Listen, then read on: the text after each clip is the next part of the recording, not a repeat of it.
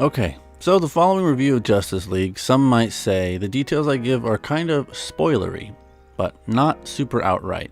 So if that concerns you, you can mute the video and just watch the pretty drawing. But if you have seen the film and you want to hear my thoughts on it, then continue on, my comrades.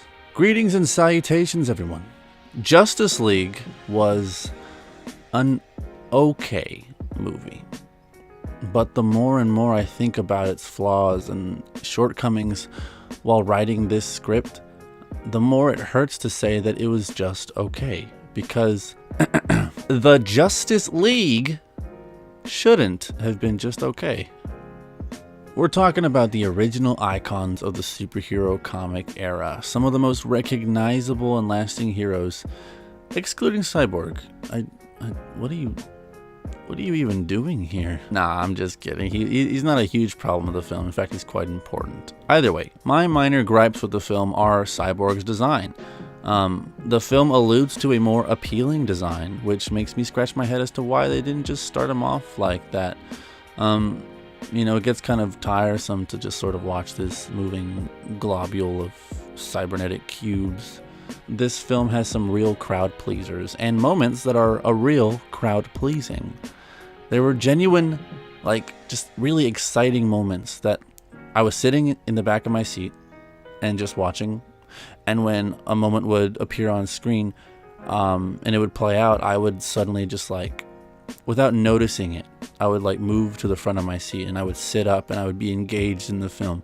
And a chuckle of excitement and a grin would creep over my face. And one of these moments that got me really excited was in fact in the beginning, where we first meet Batman. And this is where I lead into the negative of the film. The first scene we see of Batman is pretty awesome. From one scene alone, I, the audience member, got the idea that Batman was strong, agile, and acrobatic, but above all else, he was smart and methodical. The scene seamlessly plays out, and it's all according to Batman's plan. Keep that in mind. Batman has a plan. He's capable, despite being a mere human among gods. That's his thing. He's got a plan. And then after this scene, I watched that feeling of Batman's capabilities slowly just fizzle away until suddenly I was thinking, oh yeah, Batman's just sort of here. I get that characters have to take back seats for other characters to shine when they have their moments, and that's perfectly fine.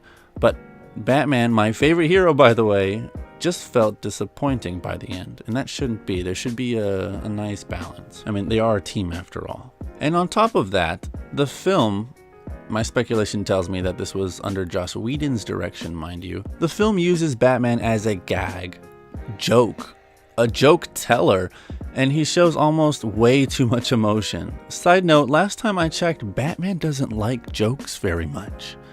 There's this quote-unquote sentimental moment where he cracks a smile, but he doesn't crack one of those cool, knowing, mutual understanding sort of nods and a smile, but he cracks a big, open, mouth agape child on a Christmas morning kind of smiles. And that, I didn't like, that, it just turned me off to the moment so much.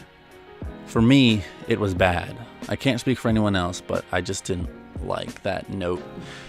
Regardless, this brings me to my second fault with the film. It's inconsistent. From a technical standpoint, this film, the Justice League, mind you, can't even be a B grade for me, because it fails on being just a technically good movie. And this is expected of films that, schedule reshoots after production is already wrapped. And when the higher ups are saying that they want it to be 2 hours, it's borderline censorship at that point. But as understanding as those things are when it comes to films that do reshoots, it still makes for a very jarring and sometimes very incoherent mess of a story. Scenes that you'd expect would have just 3 more minutes, just cut to the next one. Even just 1 more minute could do a lot, and they just sort of end, and they begin off in another scene, and it's a little frustrating. And then I guess, finally, going to the shift in direction. It definitely is sad as to the reason why directors had to change on this project. Zack Snyder, mourning the loss of his daughter, could absolutely not handle the stress of filming and dropped from directing completely. Thus, Joss Whedon stepped in, having been close friends with Snyder, and helped finish and do all the reshoots and all that. It's a sad story, and in no way do I think this means the movie deserves sympathy for being judged as a movie, but I felt that reviewing it definitely deserved time because of this.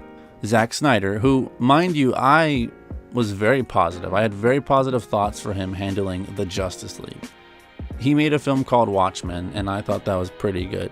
You know, it was grand in scale, it was stylized, and that's what I expected to come from Justice League. So, Aquaman, I'll use Aquaman as an example. Aquaman is given the short end of the stick in the Justice League. Arguably, even the Flash isn't given enough credit. We don't really get enough time to care about his backstory. And Cyborg is there because this movie is supposed to be more or less his origin story and his tale as to why he's a part of the Justice League. While all these characters get screen time, none of them feel respected, and it's because they weren't given enough time beforehand for audiences to know them and to get a feel for their story and background. So when we see them and their problems unfold in the Justice League, it feels rushed and no one's gonna care. No one's gonna care past the original runtime of the movie. And because we spent 5 to 8 minutes on each of these new characters' hang-ups and problems at home, we also don't get enough time to understand the scale of the problem brewing for our heroes in this film, the here and now. Additionally, there are scenes for Aquaman that are clearly Zack Snyder in look and feel, but in my opinion are just in the wrong place.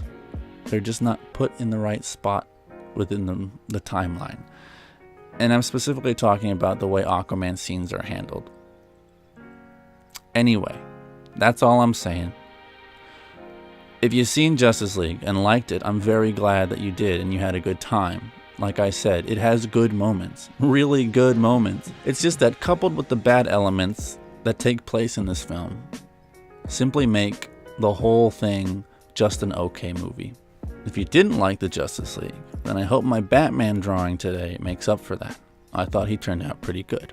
I did a lot of cross-hatching and tried to replicate a comic style that I've been liking for a bit.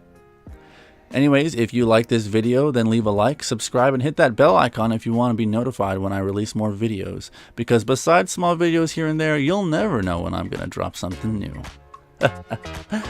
Actually, that's a problem. Anyway, I'll see you all in the next one. And as always, stay original.